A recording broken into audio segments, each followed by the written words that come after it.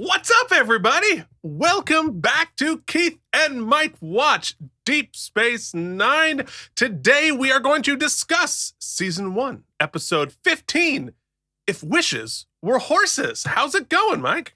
No, I was going to make a nay horse joke, and I instantly decided, bad idea. Nay. It's good, Keith. I'm so excited to talk with you. You know, last week, it dawned on me that I like watching it like the night before or right before we do it because it keeps me a little more fresh. Though it does, I am in the enviable position right now that I'm still formulating my thoughts on it.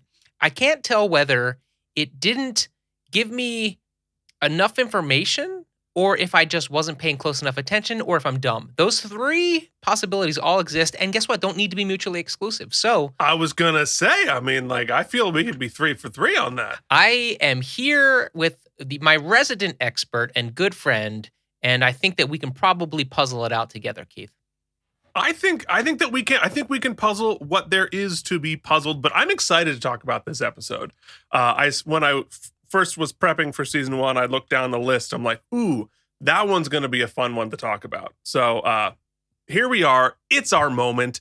And before we do, we just want to, we're going to do our little commercial. We're going to beg for your money and your likes and your subscribes and all of the usual stuff to help support our little show here. So if you're watching on YouTube, give us a like, give us a subscribe. Make sure you hit that notification bell so you can find out the instant another one of these reviews comes up topically 25 years too late, 30 years too late. But it really helps us grow the show. It helps support it. If you're listening to this on the audio-only podcast, you know what? You can still like and subscribe on YouTube. You don't have to look at us. I wouldn't want to. No. But you can do that just to help out the show. Mike, what else could people do to help out the show? Keith, there's a big one. There is a big one, and it is called joining our Patreon. You can go over to patreon.com/K&M. Just like the good folks you see on your screen, Brian Kaufman, Casey Clark, Cloud Lover 69, Jorge Novoa, the mysterious Anne, who just wrote in, as you could do if you were a Patreon, and talk to us, slide into our DMs. Alan Zimmerman, you're welcome to do so. CRM Productions and Charles Babbage. We thank our patrons, and we hope that you join them. Indeed, and you get bonus content that you get to help create, because we were talking to Anne about the, in our AMA video we do every month, we were talking about what other shops and stores and businesses are on the promenade in Deep Space Nine. And we had some ideas and she had some ideas, and it became a very interesting discussion. So hop onto the Patreon, sign up, ask us questions, and then we'll have a conversation with you. It's really fun. There are bonus episodes, and you can watch Mike watch Deep Space Nine. That's patreon.com/K&M. Please join the team. It's oddly entertaining. Oh, you didn't tell me we were going to beam. There's a sound cue that's late. All right. Well, it's not late. Actually, you know what? I started that transition and then I didn't have a way to get out of it. So sometimes you just have to bail. So this episode, If Wishes Were Horses. If Wishes Were Horses, I'd get to do that transition again. But you know what? We record these live. So that's just what happens. So If Wishes Were Horses aired on Sunday, May 16th, 1993. Our top song was, wait for it, everybody. Just have you warmed up, Mike, for your excellent singing? Yes, please. We were listening to That's the Way Love Goes by Janet Jackson. Because that's the way love goes. No, that's Celine Dion. That's a few years away. That's just the way love goes. If you like baseball and hologram stuff, and if Rumpelstiltskin fell into free use because the copyright fell out, you could make a show about that. Yeah, because that's the way love goes. Ooh, not my finest. But hey, we do it live. Sometimes that's just the way it goes. Maybe that might be the theme of this episode. Yeah.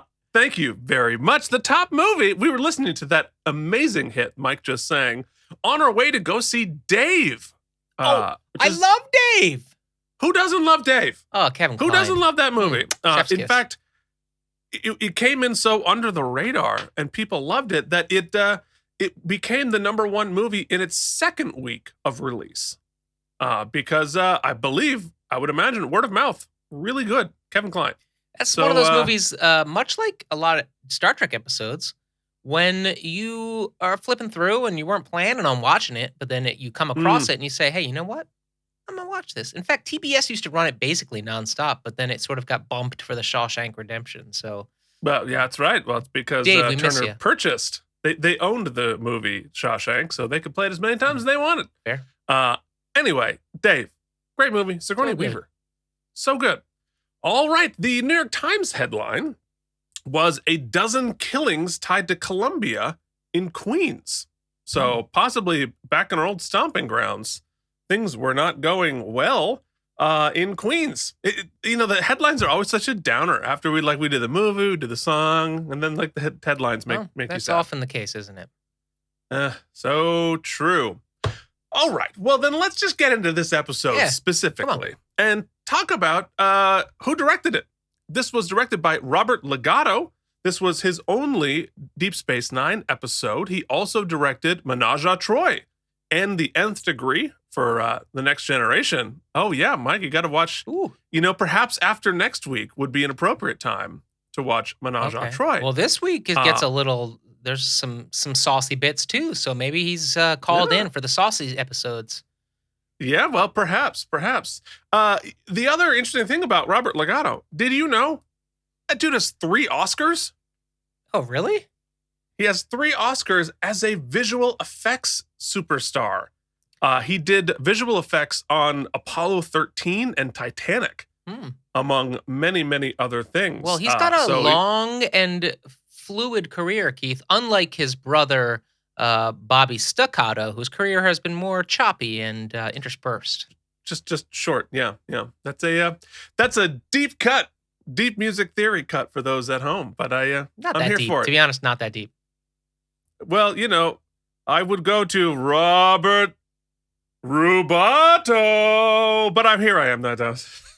Or perhaps Robert Vibrato. Or how about Freddie Forte? Let's stop.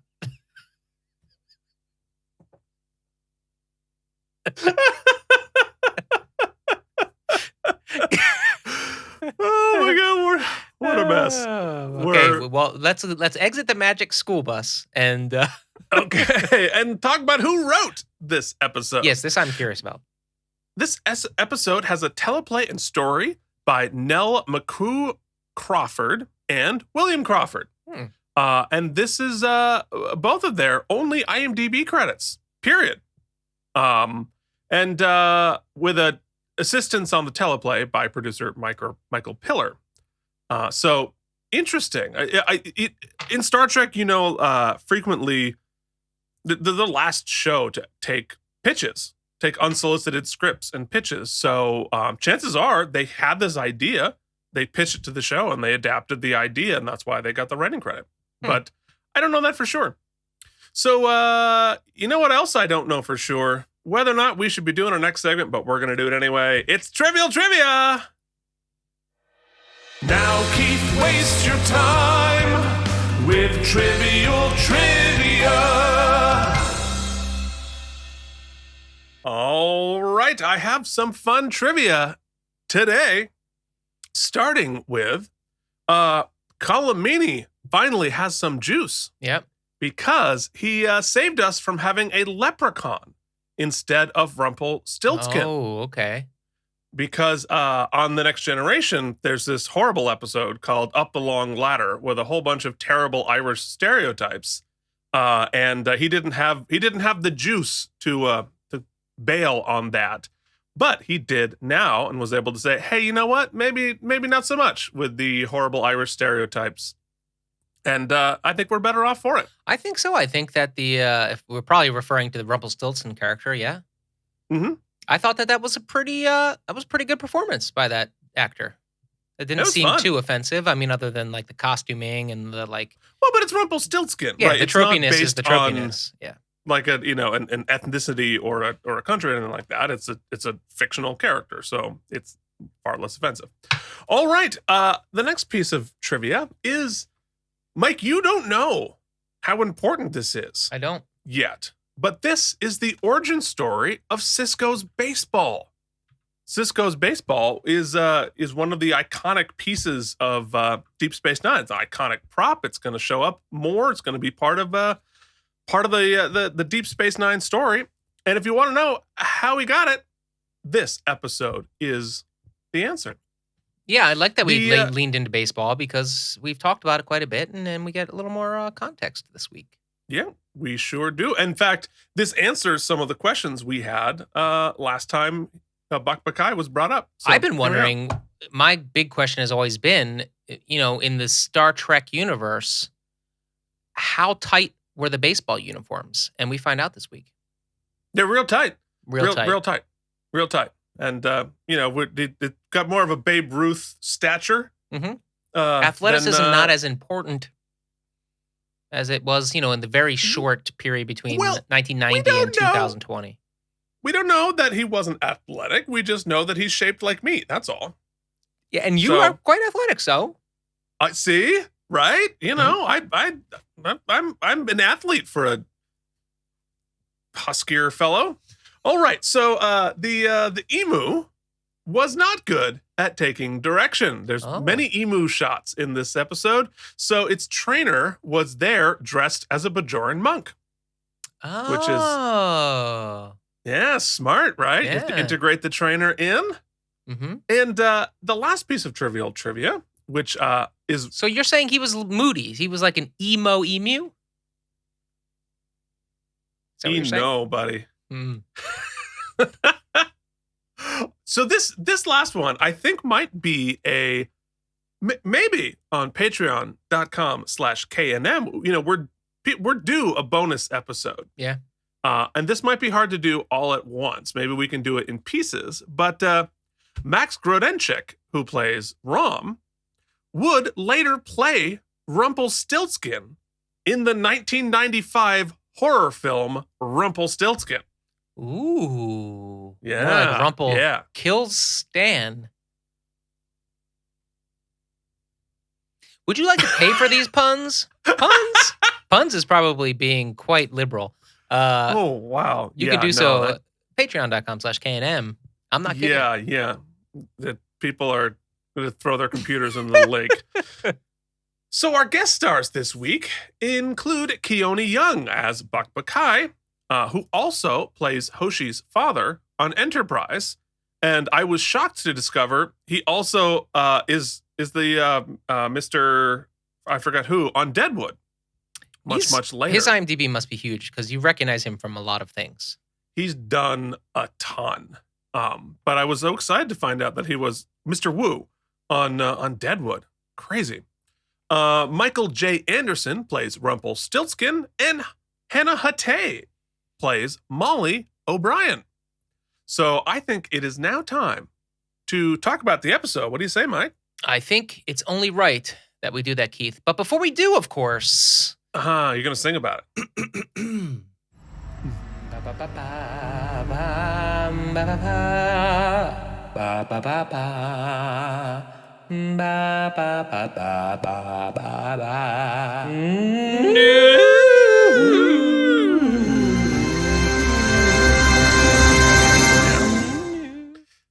Yeah, it gets better every week. Yeah, I look forward to it. In fact, every time I'm doing the recording of watching the actual episode, I sing along because it's just like my habit, but I recognize that it's never going to be really as good as that gem.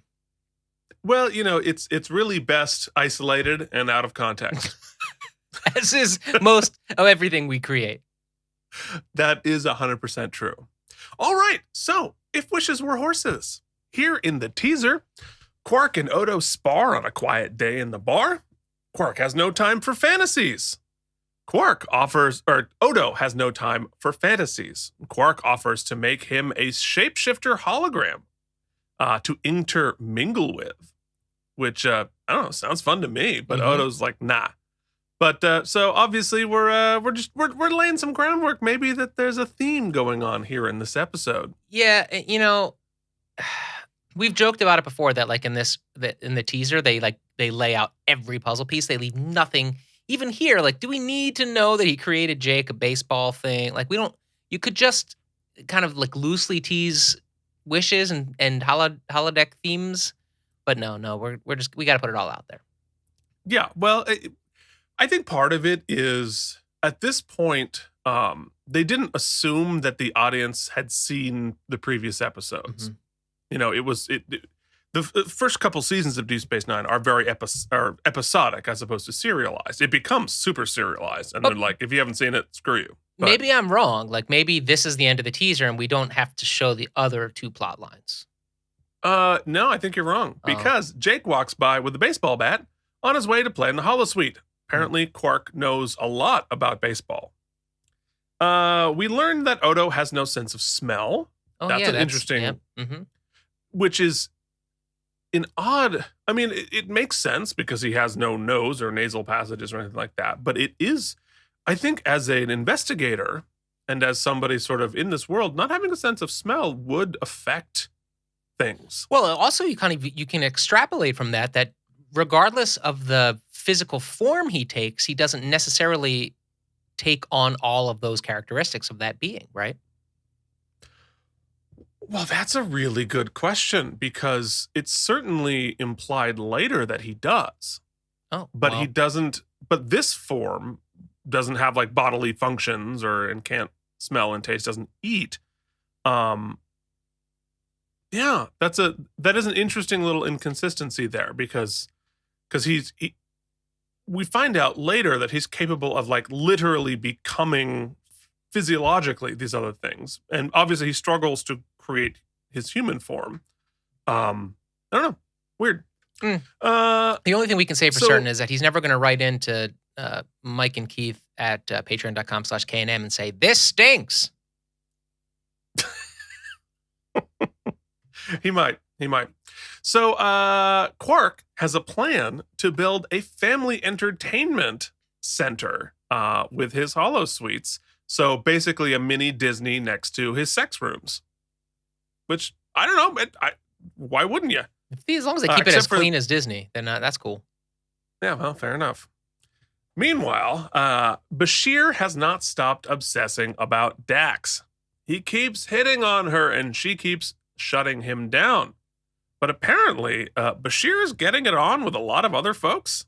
Well, he's making eyes at a lot of other folks is what's implied. I don't know. I implied, I took the implication that they were canoodling, but maybe I'm just hopeful for our young doctor. But in this scene, Dax officially friend zones him. Oh, she friend zones him hard. Yeah. Then Dax heads up to Ops. Kira and Cisco have noticed a technobabble anomaly from the Denorius belt. And, we don't know what that's about yet, but they have to lay the groundwork. Mm-hmm. Get ready. If you are not into technobabble, suit up because I can't everywhere. Wait for Mike's vocab quiz. So we head off to O'Brien's quarters, and the chief is reading Rumpelstiltskin to Molly. It's cute, and Keiko is there. Yeah, and it definitely is in fair use because he reads that whole last chapter. Yeah, he certainly does. I think I'm sure it must be in out of copyright now. So O'Brien and Keiko, after they finish, they headed off to go get it on. Canoodle of their own, yeah. Yeah. And then, she comes out and says, "Hey, Rumpelstiltskin's here." Could she be more adorable? But he is. He is, and he's chilling in Molly's bedroom. Nothing creepy there, but certainly a surprise. So I haven't watched you watch this, but I would love to know your reaction when Rumpelstiltskin shows up. He's given me like hard Dumbledore vibes. Ooh, there is a bit of Dumbledore there. He's a lot of Dumbledore. It's So there's O'Brien's there's reaction was kind of mine. I was like, what? What? But it's a good teaser though. But then Rumpelstiltskin just starts throwing his shit everywhere, which I found interesting. Well, that's in Act 1. Yeah. So okay, which is weird. on. So you're right. Yeah. So that's the end of the teaser. So Act 1 begins. O'Brien sends Molly and Keiko out and calls security, naturally. Rumpelstiltskin starts searching their quarters for straw. Then the security guards arrive, and one of them looks a lot like Ray's from the Underworld series, because it is. Hey. It's Kevin Does he get a line, Keith? Gavreau. He does not get a line. But that character was very memorable. The Underworld series, I was always it's been like a guilty pleasure of mine. No. You haven't seen it? No. Oh, buddy. Hey, Keith, if only Rumpelstiltskin could appear in one of these guys' underworlds. Bloop. Bloop. He sure does. And he proves he can do magic by disappearing and reappearing. Mm-hmm. But it's a very effective VFX shot it's not bad. there. Yeah. He's able to disappear in front of them and then appear behind them without what seems like without a break in the shot. Obviously, the camera pans down, locks, he goes around to start the camera up again. Yeah, but the direction. Shout out the director one more time. The director of this movie is Robert Legato, of course. Oh, yes. Well, the Legato maestro definitely had his work cut out for him because he definitely had some budgetary restraints that were imposed because they didn't do a lot of VFX. We have the Rumpelstiltskin magicking, and then we also have the double Daxed magics. So, but that they choose to do a lot of camera work instead of having them share the screen. So there's a lot of camera panning and then resetting the actors without cutting. It's cool. Well, and what they're doing here, done. It's not even a VFX, right? It's just a cut, but it's a special effect done very, very seamlessly without having to do anything. So I like it. It's very clever. So O'Brien calls Cisco for help, who apparently chills in his off time in full uniform. Mm-hmm. But before he can leave, Jake arrives with baseball legend Buck Buckeye, who followed him home from the Hollow Suites. So you're not supposed to be able to do that, Mike. No, you're not supposed to be able to leave. But I wasn't shocked here, Keith. Wasn't shocked. In fact, I said to myself, well, what else have people been dreaming about? In fact, surprisingly, Ben in this episode, I dig because at no time does Ben get too hype. He keeps himself. Nothing really shocks him in this episode. He's pretty chill. He's a pretty cool character. Yeah, well, it's it's Star Trek, so weird stuff happens like every Sunday. Yeah, dude. So people tend to be pretty chill. So then we show up at Bashir's quarters, where he's having a sex dream in full uniform and with no blankets. And Dax, I didn't even think about that. You know what? He had a late night. He was working on some stuff, so he just kind of passed out. And then magically, Dax shows up, and she is all thirsty for him. He immediately starts checking her for viruses because that makes no sense. But then they're called to Ops, and Bashir thinks he's being pranked. They arrive at Ops, which, honestly, but before we get too far into it, I think his checking to make sure that everything was going okay with her before they done do it, I think speaks to a level of, respect. And it is, I think it speaks well of the character. Because obviously there's sort of a consent issue. You want to know, why is this happening out of character? Yeah, but then she's like, why are you fighting this? And he's like, yeah, why am I fighting this? And then he decides to acquiesce, which I think is totally fair. But then they get called and he realizes, oh, I'm being pranked. So he's a little pissed. Yeah. When they arrive at Ops, all the weirdos are there. So Cisco asks Horny Dax about the Thoron emissions, and she only knows about emissions that are more nocturnal. Nailed it. Then, nailed it. Then, the real Dax shows up. And that is the end of Act 1. In Act 2, they begin investigating and rule out the folks here being holograms, which should be obvious since there are no holo emitters in Ops or anywhere else other than the holo suites on the station. And meanwhile, Horny Dax is pawing all over Bashir. and we realize that all of these folks have arrived out of people's imaginations. Now yeah, Bashir's getting like molested, nicely. Or maybe molest is not the word. He's getting petted. Heavy petting. Heavy petting. Yeah. And I wouldn't say not heavy petting, light petting. Some over the clothes stuff, TV petting. Yeah. TV petting. PG TV petting. And then O'Brien's like, God damn it. Oh, yeah. Boy, you just definitely got the short end of that stick. Yeah. For sure. Yeah. Oh, yikes.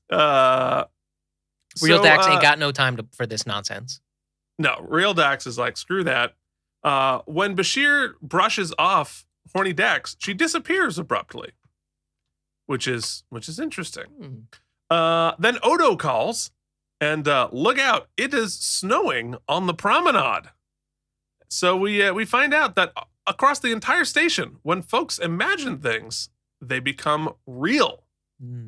So snow on the promenade, that was a fun effect. Yeah, that's cool. Doesn't last long. You only get one shot of it, real quick. Yeah, well, you only have 3 buckets, and you're definitely not going to vacuum that up and do it again. Come on. So they technobabble and say there's some sort of a subspace disruption. As seen here by the 1992 video game Pong. Pong? Yes. Well, look, I don't know how you represent a subspace disruption on video, so that's good as anything else. You're watching it right now. Yeah.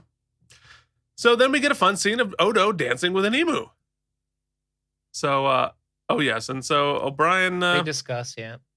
They discuss. That's the technobabble stuff. So after there's Odo dancing with an emu, which I forget what he called it, but it was definitely not an emu. But we get I think actually in that shot's great because you get a sense of the scale of the set. Because, I mean, the ceilings there have got to be 30, 35 feet high on this set. It's cool. I like it. So in Quarks, they discover that everybody is winning. And Odo makes an announcement to tell folks to stop using their imaginations, which is an odd announcement. But he's like, okay. He does, however, make all the... in the announcement, he makes...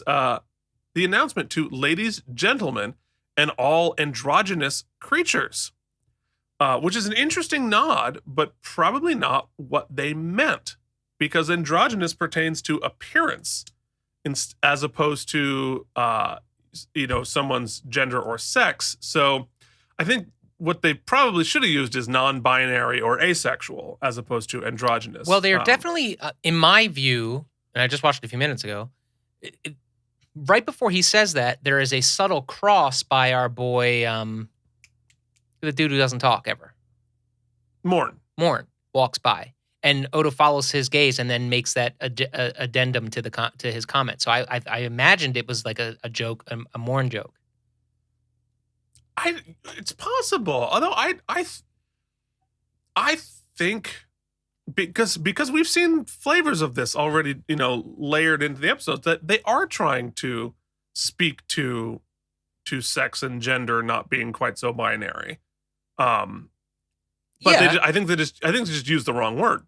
No, okay. I did think it was in reference to him, which I thought was a joke because he's clearly like they were talking about how much of a ladies' man he was. So I don't know. Yeah, well, I guess you take out of it what you get. So. There you go. Yeah. I'm giving him the benefit of the doubt here, and that's what I'm gonna do. That's cool. So then immediately after that, Quark arrives with mostly naked ladies that he imagined. It's gratuitous, but at least honest about what folks would do with their powers. Totally. Yeah, because But it should be interesting that despite, and this is actually great for Quark, is that despite clearly being distracted. Once it is alerted to him that everybody in his casino is winning now because they're wishing it so, he quickly dismisses his lady friends and gets back to being upset about the goings-on. Well, he knows what's number one. Priorities are gold clear. Pressed latinum. Yes, indeed. So you're right. He realizes it's getting cleaned out. So back in the science lab, Dax and Bashir realize that the subspace hole is being increased by being close to the wormhole. They have an awkward. Okay, yes. Then they have an awkward. It's interesting here because like the specifics of what's going on with that don't actually matter that much, and it's all about the character dynamics. So, real Dax and Bashir have an awkward conversation about his fantasy Dax, and Dax is super understanding and says they kind of invaded his privacy because he couldn't get to keep his private thoughts private. But then she does sort of like, I don't know if she's ribbing him, but she is curious about whether other Dax is submissive and if that's what he's actually fantasizing about. And then she comes in and they sort of have like a very David E. Kelly female dispute with one another. Well, I actually think it's kind of cute, but.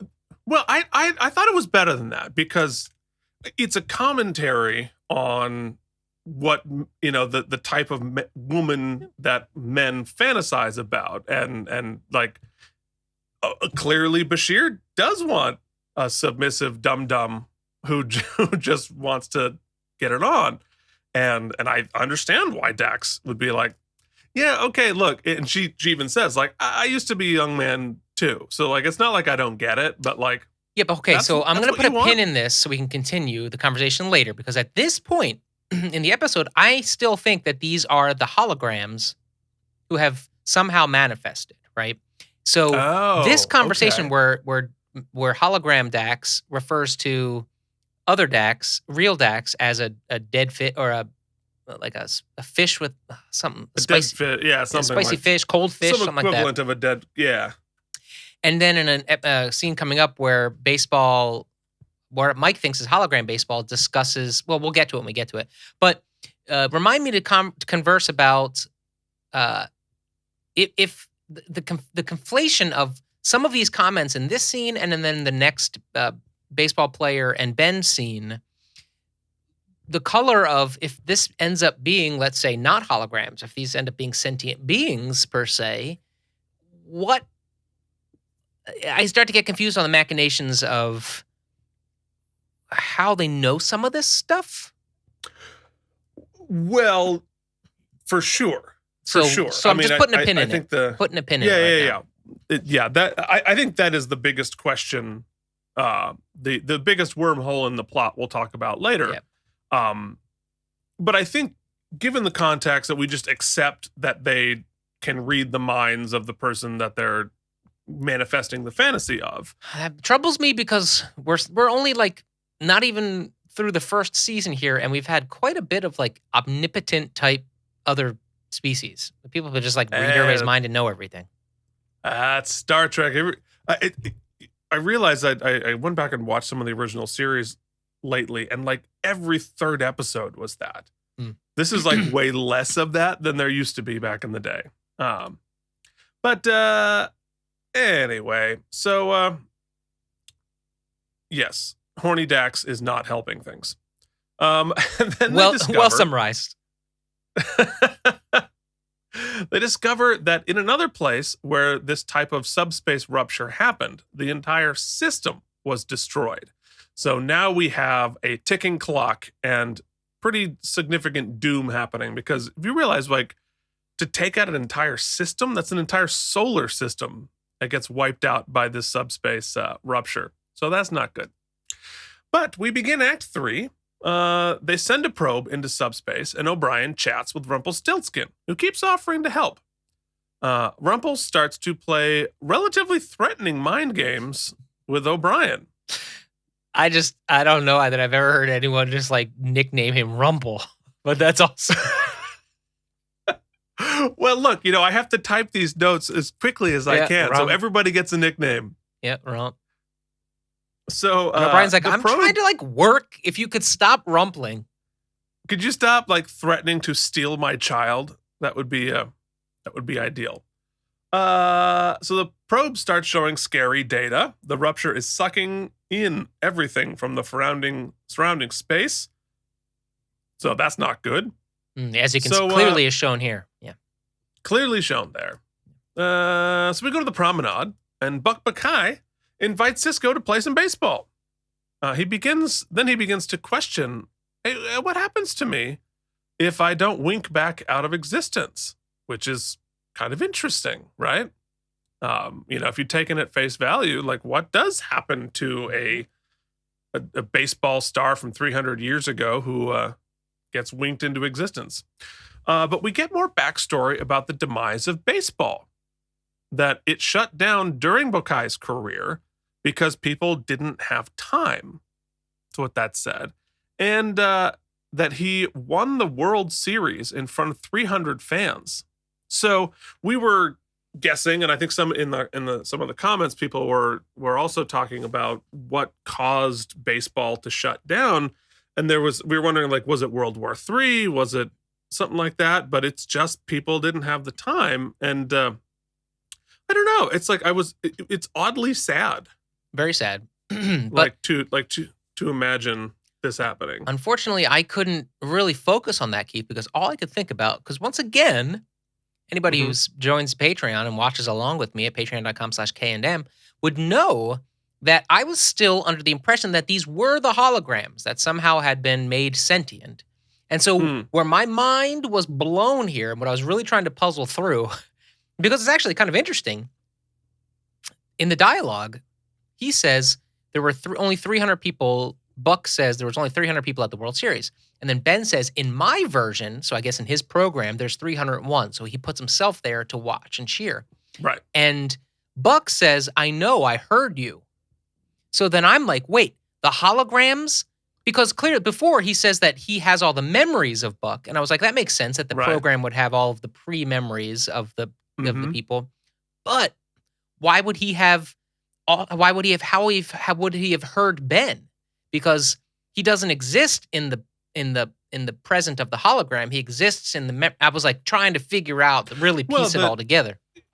I mean, there's sort of two answers to that. One, if it were the hologram, right? If this were holodeck Buck Bokai, it's certainly possible to program your holodeck characters to remember and see what's happening when you're running the program.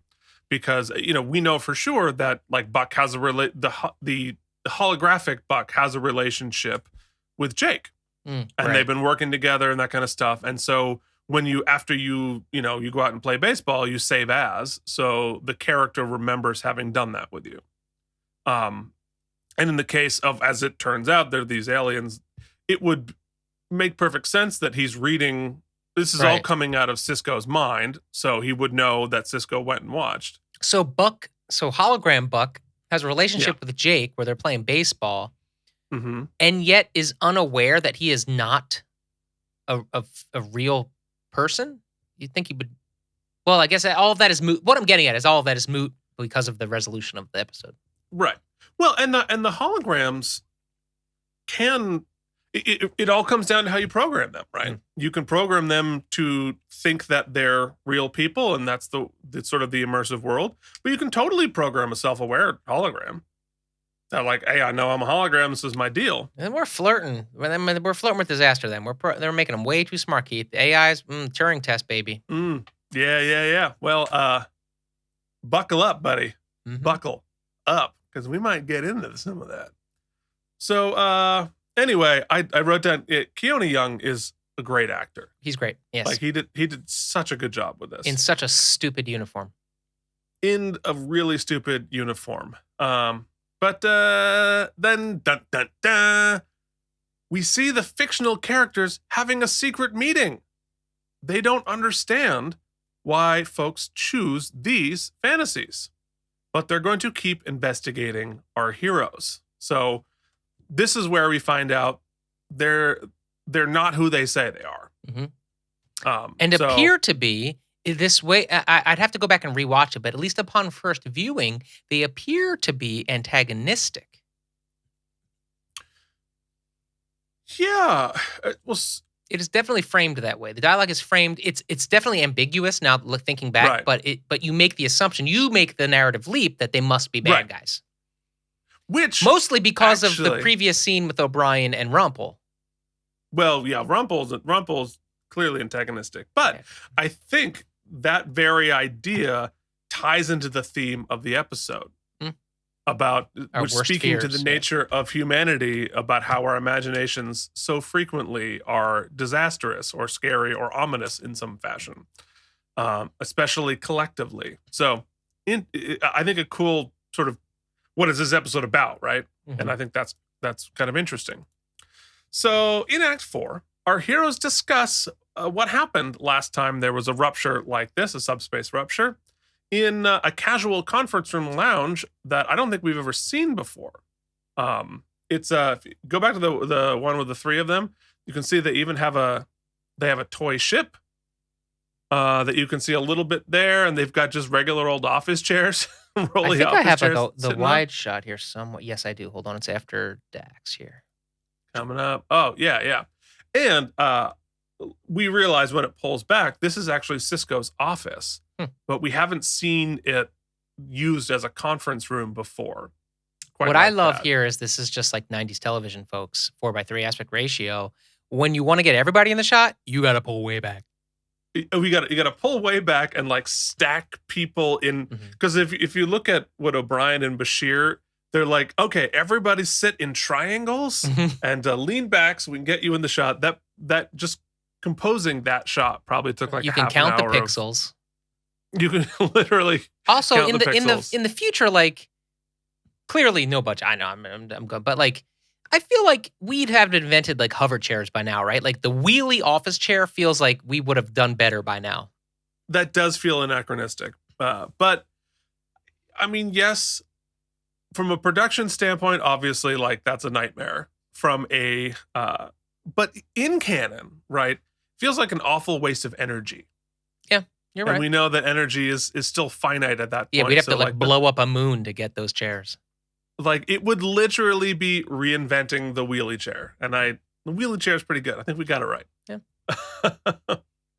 They're pretty lost about what to do, but O'Brien wants to use a pulse wave torpedo to seal the rupture, and they decide to give it a try, and they have to evacuate the pylons before they do that. So like the sticky arm parts. So they're When in doubt, pulse wave. blow it up. When in doubt, obviously blow it up. I mean, pew pew, let's do this.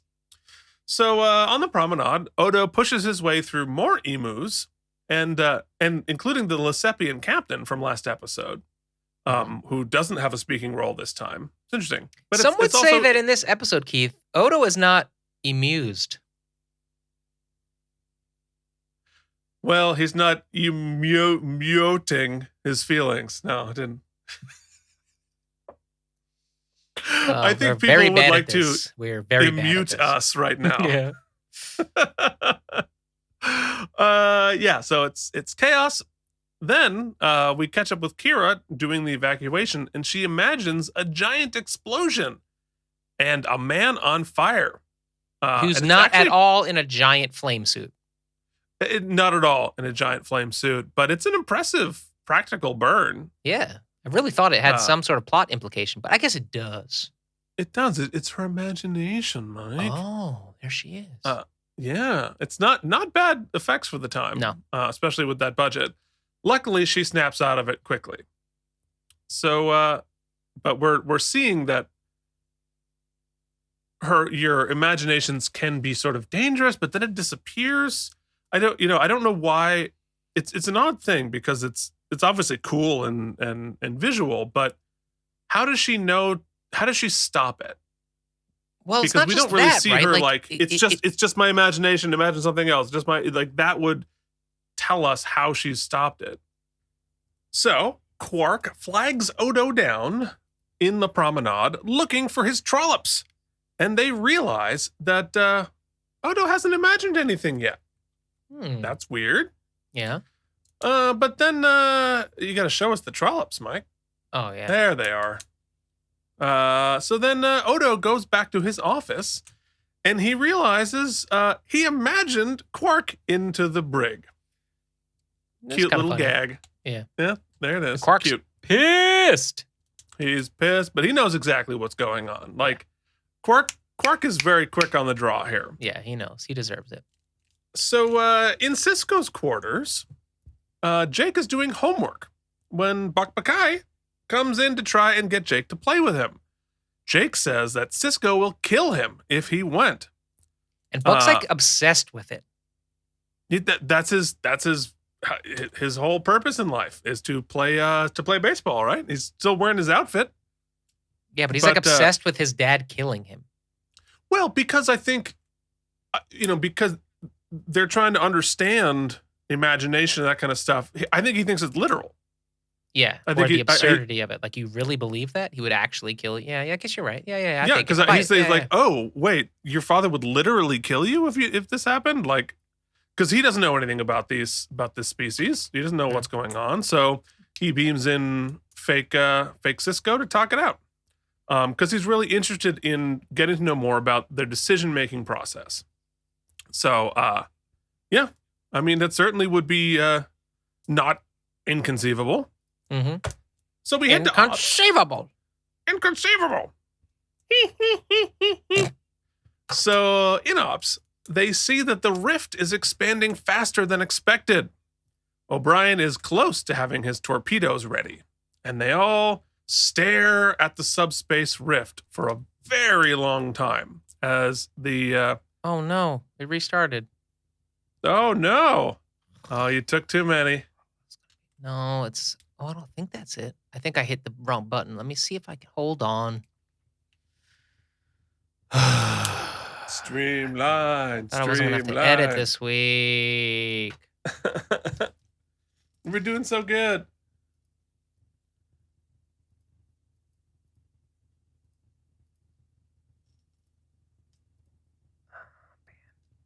I can do it this way. This is cool. All right. We just talked to Buck Bakai. We're back in Ops, right? That's what we're doing? Yeah, back in Ops, yeah. I'm delighted by so you close. using the term Ops. Just like casually just throwing out Ops. We're making a Trekkie out of you. All right. Let's clap. Okay. So in Ops, they see that the rift is expanding faster than expected, and O'Brien is close to having his torpedoes ready. Then they all stare at the subspace rift for a very long time. Which, if you go back and watch that shot, and they're going to commercial, right? And so they're all staring at it, but they just hang on it for such a long time, which didn't make any sense then. It makes sense later that they would hit that so hard, but it was very interesting to see that. It's like we're just staring, we have silence on screen for almost good 5 or 6 seconds, which in TV time is a very, very long time. So in Act 5, they get the torpedoes ready and have the shields up. Pew, pew, into the rift. There's a lot of technobabble countdowns. And uh-oh, it's backfiring. Boom, boom, sparks, flashy lights.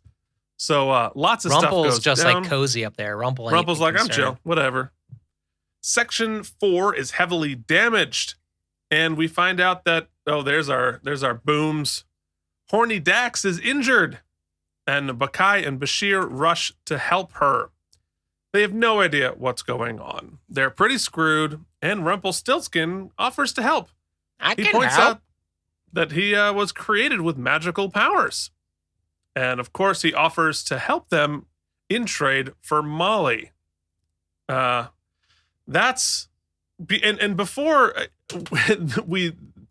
O'Brien, everybody gets kind of bailed out here because Cisco figures it out before they have to make that decision. Because it's actually, but he seems to be teetering too much.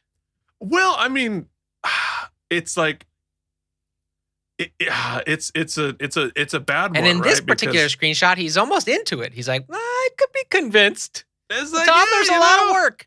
It's a lot, Here, yeah, I'm putting another pin, Keith. Bink, bink. Mm-hmm. Okay, you could convince me, right, that, that O'Brien's fear that the Rumpel would do this manifests this Sophie's choice. Mm-hmm. But at what point do these beings have agency over their own sort of thing? I thought they had agency over the whole situation. So is he putting a test out there? Is he just Yes. testing O'Brien, you think? I think the whole thing is a test. So I get the sense that they absolutely have agency over this whole thing, Okay. but that they are.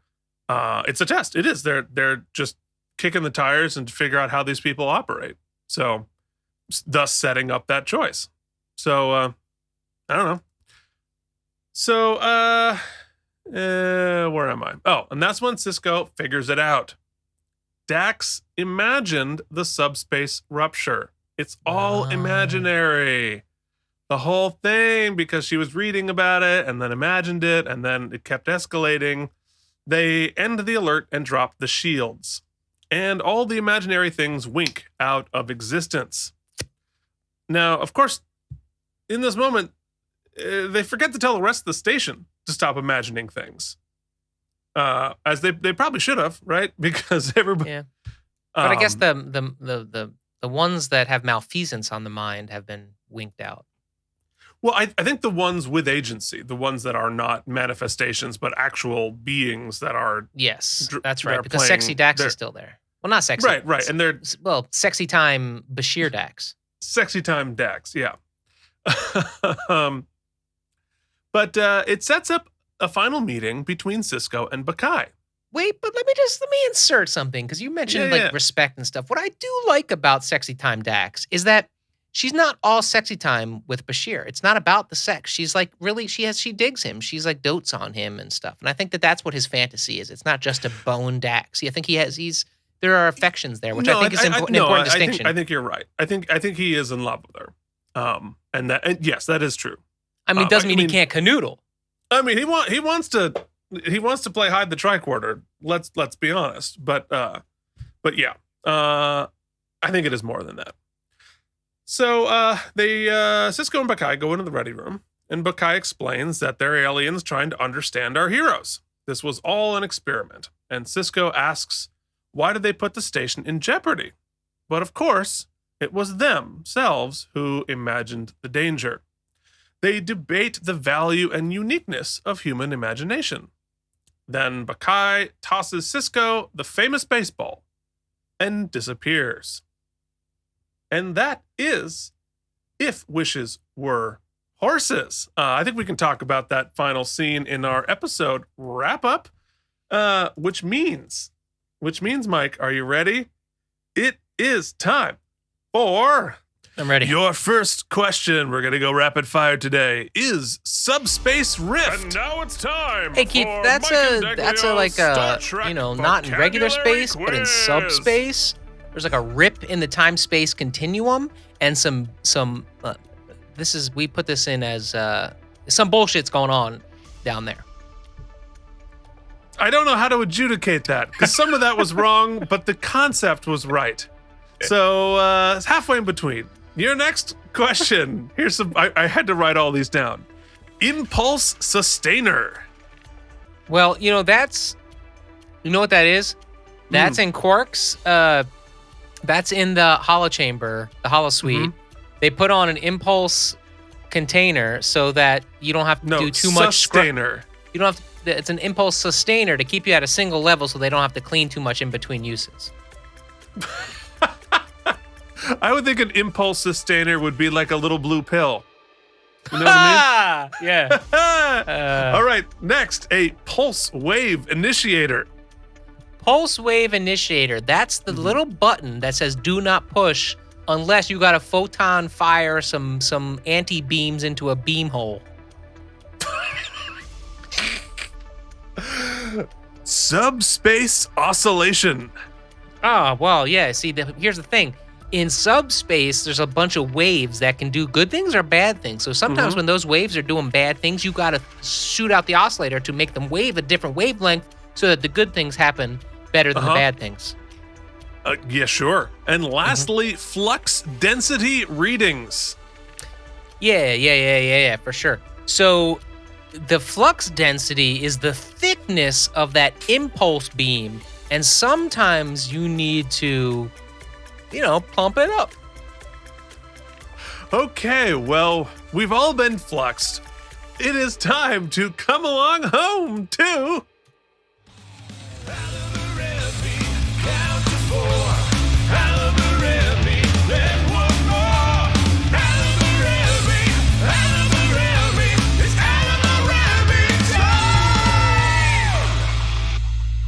weird head just keeps going and going. It is time to discuss, once Mike is done fixing, were there any wormholes in the plot, Michael?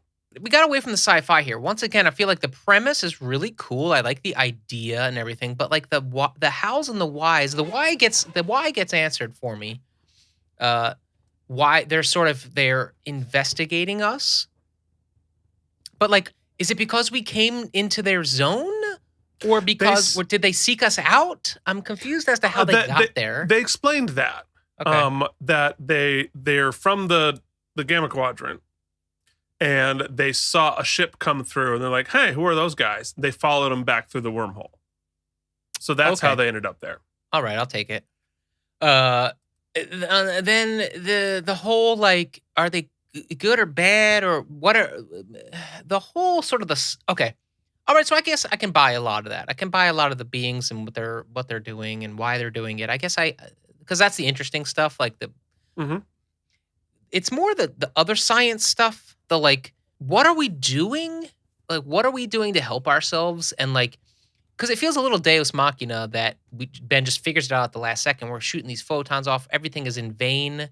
So I guess I guess there was nothing really to fix because we never were in danger. Is that what I'm hearing?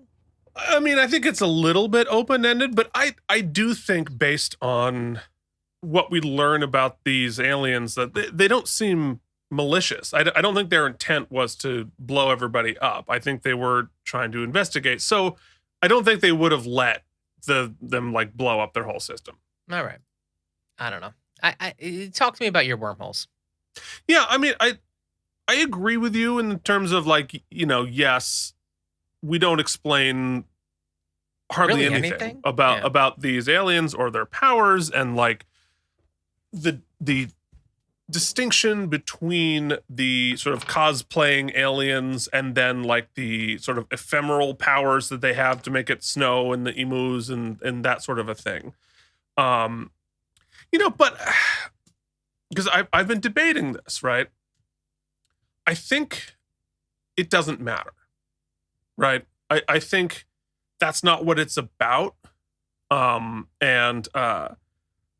think it's telling a story of being examined or investigated by a being either wildly more technologically advanced or more powerful or whatever. It's like it's going to look like magic if they're ahead of you. Right. So like if it's people from our technology going into an indigenous tribe that's never come out, or like us looking like an ant looks at us and we're like watching them and investigating them. And they have absolutely no concept of how we're doing anything that we're doing or how that would even be possible. So I think we're just sort of like, okay, they're more powerful. They have these abilities that we don't understand. And we're just going to like set that aside and don't pull that thread because it's about this exploration of collective imagination. Okay, but then we're to assume, and I wish we could have had a bigger scene with the beings in their office, their aside, because we're to then, in your premise, Keith, they are this advanced civilization, this advanced being, but they have no imagination. They don't. Everything is literal to them. They don't do imagination. I think so. Okay. All right. I mean, because imagination is something, I'm sure that there's a biological benefit to it, that has evolved our sense of imagination. But if there, so then let me try to bullet point out the different things that we're saying in the episode. Then let me see, because that is the other question that I kind of comes up. I'm like, what are we really saying? So are we saying that because in one hand, I liked the conversation that Dax has with Jadzia Dax has with Bashir, where she's like, you're the one who's being your imagination. Some of these things should stay in your head, and they they shouldn't be explored by other people, by outside forces if you don't offer them, right? Which is kind of a unique to what ends up happening in the episode. But then we also have the sort of nature of fear and imagined fear, and how that can be sort of detrimental to your safety, even if it's not real, if it's not manifested, Mm-hmm. and how we can manifest it. That's sort of thrown out Yeah, there. And then definitely. additionally, I guess the baseball one is how we use it to, I don't know, explain. That one is a little bit more muddy, the baseball thing. Well, I think the what is the I mean I think Buck Bakai is our door in. I think that's our lead alien that we're able to see. I think it's less about what is the purpose of them imagining the baseball player than it is that looking the other direction. Mhm. You know, Bakai's looking at their decision making process, and but there is like, where are your values, right? With the sports and entertainment and speeding up, people not having time for baseball. Yeah, and I think it's sort of, there's different layers of danger in these imaginations. Some of it's perfectly harmless, like the baseball player. Some of it is sort of libido based, and some of it is more nefarious, and like, what is the with Rumpelstiltskin, right? What is the purpose of these fairy tales that we tell our kids, fostering their imagination for like doom? Yeah, I find that like a question of, okay, so there aren't a ton of wormholes. It's just sort of a lot of techno babble that we don't really explain. I guess that's where we're kind of settling on the wormholes. Yeah, and and all the technobabble fighting the subspace rift, like, obviously it doesn't matter, And right? the That's Kira not what scene, it's I would say about. the Kira scene was like, we need to get her in a scene. That one Yeah. was a little wonky. That one was the most. Well, I mean, I think that goes under the category of the environmental, ephemeral stuff, like the emus in the snow, where there was obviously not like one of these aliens playing the part of the fireball. I think that was just her imagining. It's almost like that was the more subconscious imagination manifesting itself, as opposed to the very specific conscious stuff. Well, I think this is like, so what our kind of waffling, and the reason, the way, because it's not concrete, is more is a decision, right? When you decide not to focus on one of the things, like one of the specific fears, you kind of create a muddy sort of, well, it's all of these things and none of these things kind of situation. One of the things that kind of I got caught up in, and I think it was a trap the writers sort of set for themselves, is that because they open with the Buck Bakai thing, and in this universe, there's already a pre-established way to manifest your fantasies, the holosuite, right? Right. And so since they introduced that, it muddied for me for like 75% of the episode. I'm thinking, oh, how is it that the holodeck came alive? It's a holodeck thing. Yeah. Even though they gave us the Rumpelstiltskin thing, they gave us the Dax and Bashir thing, I was still caught up in the, oh, it's the holodeck somehow. Something created a way to make the holodecks real, which I guess is partially on me, but it's just, they had to battle against that because the holodeck is sort of these beings, but it's not sentient, really. Yeah. Yeah. No, I get that. I mean, I think there is an inherent muddiness to all of this. I don't know. Like, I always feel. But also, not to mention, sorry, let me add my last thing. Data is, his whole character sort of dealt with the Turing test and sentience and all of that. That was sort of that. But Ben does bring up in sort of a passing scene, like, on the holodeck, are we creating like slave people in a hell? Yeah. Yeah. Well, I mean, isn't that what Buck Bakai's kind of like wrestling with? Well, there's a Westworldy element to the holodeck for sure. And, we're going to get into that.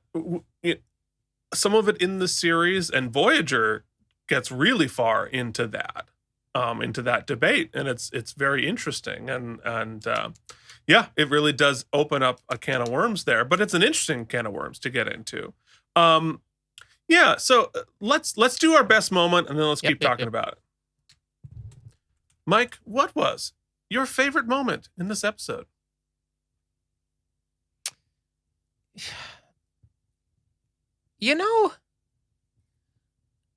I don't know. I kind of liked a lot of it. I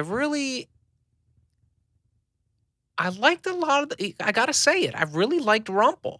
I liked a lot of the stuff Rump was doing. He was like, what it could have been just like him being mischievous, but he wanted to help and he was really inquisitive.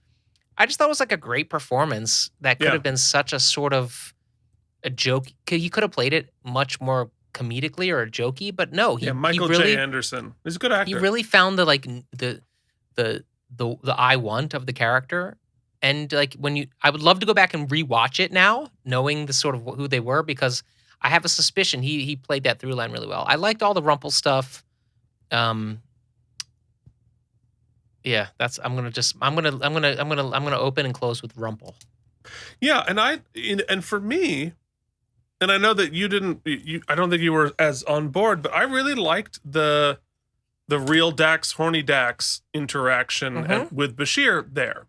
And I really liked, I liked Dax's. We literally just talked about the privacy of his own fantasies and her ability, her sort of like maturity and understanding and empathy there. And of course the dynamics of having been a man before that. She's in a position to like, yeah, no, totally get it, and yet also adding the layer on top of that of like, yeah, but like, you really want me to be like the dum-dum?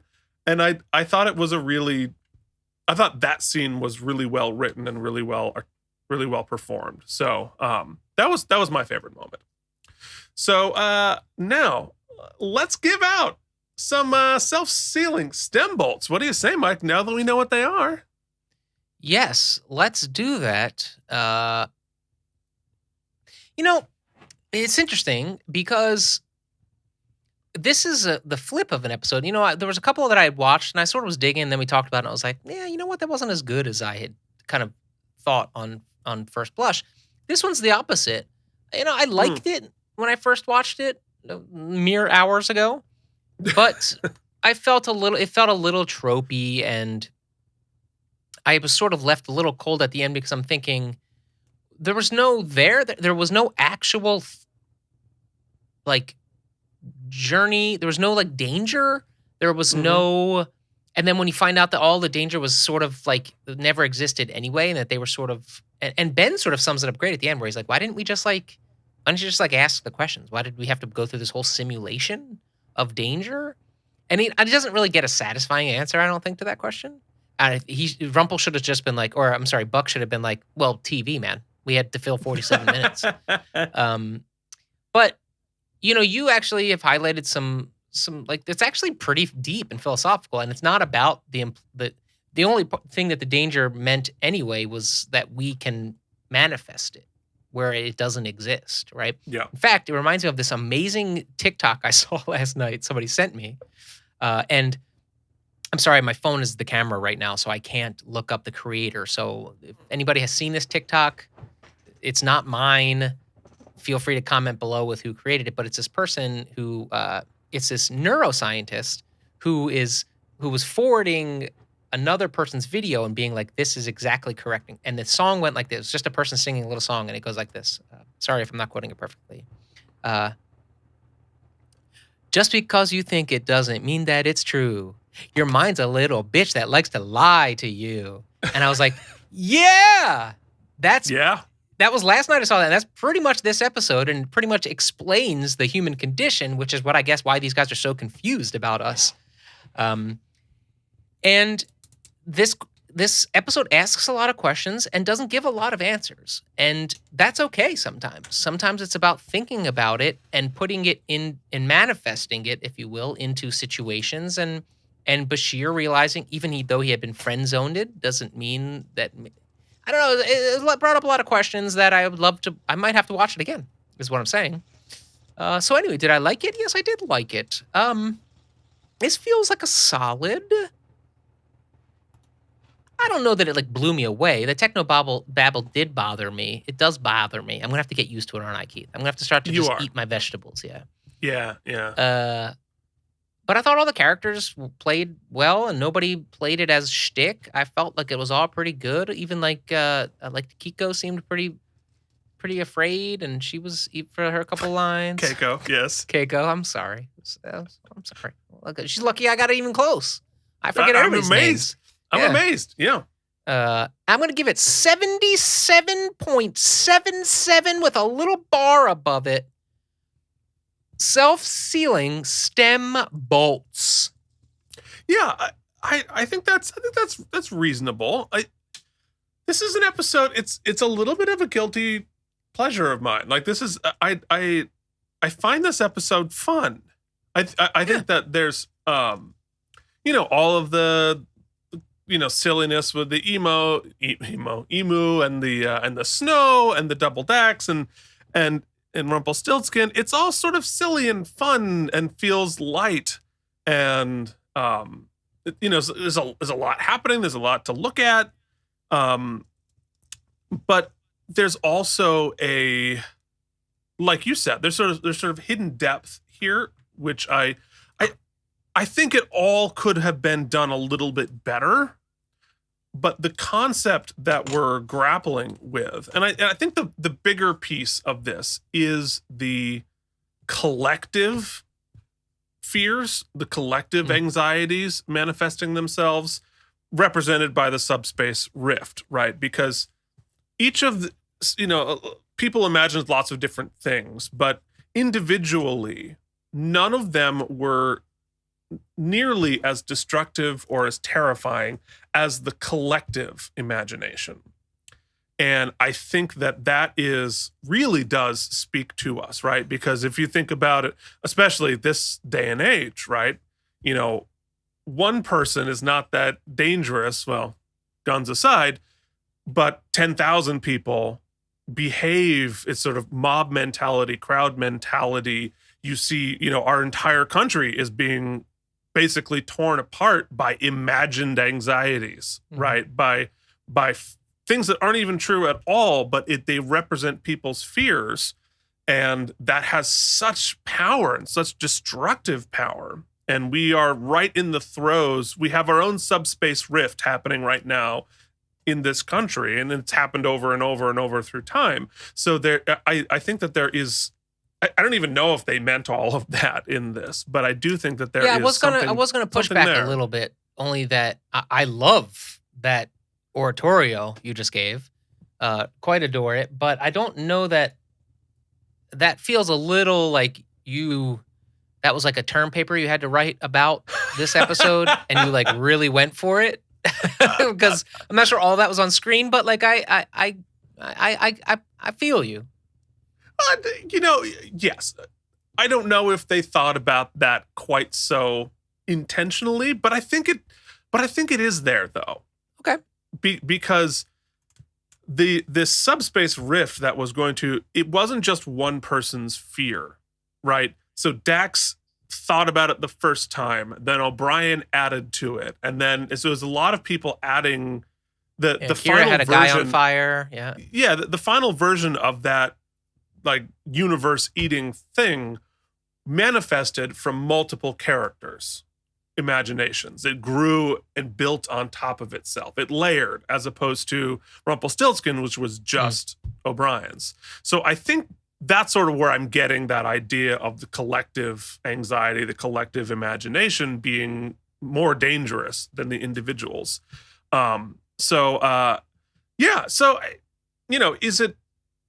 Is this one of the great episodes of Deep Space Nine? Of course not. But I find it very rewatchable. It's one of those ones like, oh yeah, okay. If I'm doing a rewatch or whatever, and sometimes like, oh, okay, this one I'm like, oh, this one's fun. So, but give me that episode where they are bad guys and are using our fears against us. Give me that episode too. Yeah, well, that would be if they were this powerful, it wouldn't need to just wipe us out of existence. But the theme of a higher, not in the moral sense, but like a more powerful species observing and investigating another species is something that happens in Star Trek constantly, right? It's on Next Gen. We'll we have this. It's a great episode where we have Federation observers on a less advanced culture, so less advanced they can't make first contact. So they're fairly primitive, and they're just observing and watching the culture develop. Something goes wrong, and of course they get caught, and then they have to sort of hide the fact that they're there and like cover it up, i.e. like the other side of like they're aliens abducting folks here.